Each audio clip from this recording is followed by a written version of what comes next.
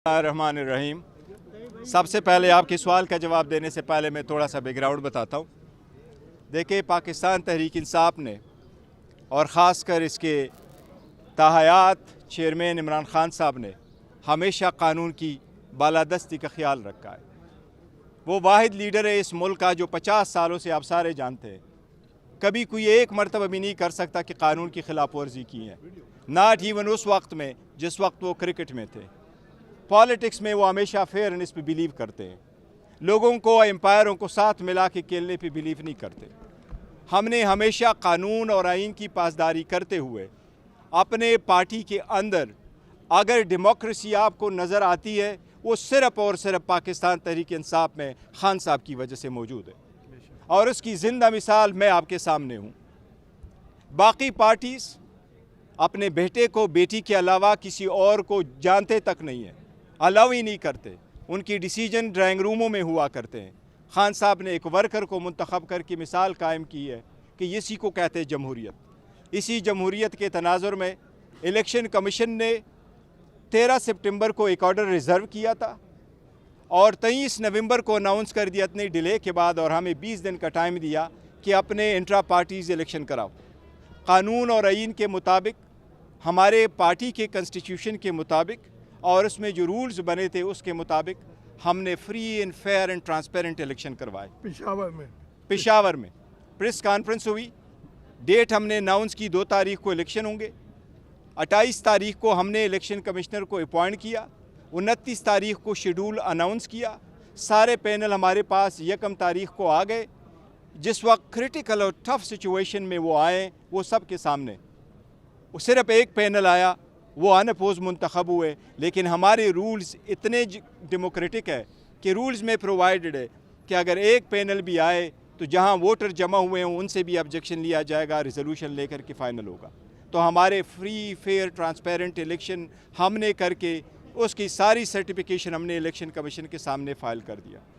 Election commission से हमने बसद एहतराम इस्तदा की थी कि इलेक्शन शेड्यूल आने वाला है, किसी भी पॉलिटिकल पार्टी का उसका निशान, उसकी एक आइडेंटिटी है।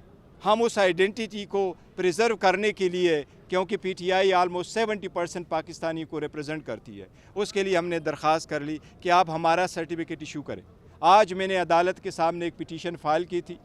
हमने पिटीशन फ़ाइल की, पीटीआई ने, केपीके के सारे जो हमारे वाइस प्रेसिडेंट थे वो उसमें भी पिटिशनर थे। हमने कोर्ट से ये इस्तदा की कि इलेक्शन कमीशन के ऑर्डर के कंप्लायंस में हमने इलेक्शन होल्ड किए। हमारे जो एक्चुअल वर्कर है किसी ने भी चैलेंज नहीं किया। कोई भी कानून में ऐसा प्रोविज़न मौजूद नहीं है जिसको बेस बना के इलेक्शन कमीशन किसी भी पॉलिटिकल पार्टी को बशमूल पीटीआई के इंट्रा पार्टीज़ इलेक्शन को देखे।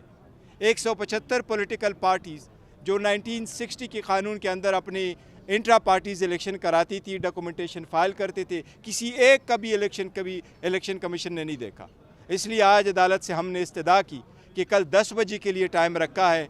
हमें खदशा है कि कोई एडवर्स ऑर्डर इलेक्शन कमीशन पास कर देगा, क्योंकि फॉरेन फंडिंग केस में भी एडवर्स ऑर्डर पास हुआ, कंटेम्प्ट के केस में भी एडवर्स ऑर्डर पास हुआ, जेल ट्रायल का भी ऑर्डर किया गया, रेफरेंस भी इंटरटेन किया गया, इवन तो शखाना कंप्लेंट भी फ्रेवलेसली और विदाउट ज्यूरिसडिक्शन फाइल किया गया, और हमारे इलेक्शन जो हुए थे उसको भी डिक्लेयर किया गया। So we could not take further risk.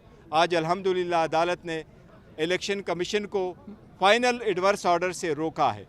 हम चाहते हैं कि प्रोसीडिंग हो, हमारे अगर वो नोटिफिकेशन इशू कर दे तो बहुत अच्छा। वो हमने सारे कानून के मुताबिक डॉक्यूमेंट्स फाइल किए, पर हमें खदशा था कि अगर election commission adverse order pass करे तो हमारे बेट पे हमें बहुत ख़तरा पड़ेगा, जो हम अफोर्ड नहीं कर सकते, क्योंकि बेट और पीटीआई पाकिस्तान के 70% अवाम की नुमाइंदगी की निशानी है। इंशाअल्लाह ताला हमारी अदालतों से यही तवक्को रही है, और अदालत ने आज इलेक्शन कमीशन को रिस्ट्रेन किया हुआ है फॉर फाइनल ऑर्डर इंशाअल्लाह।